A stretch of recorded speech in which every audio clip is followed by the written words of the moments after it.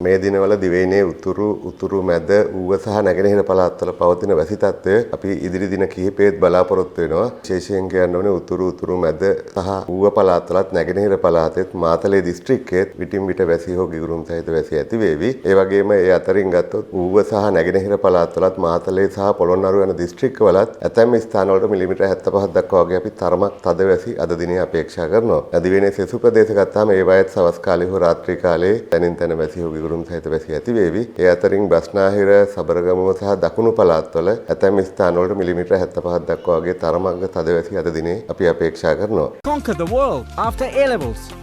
Join IIT. Register now.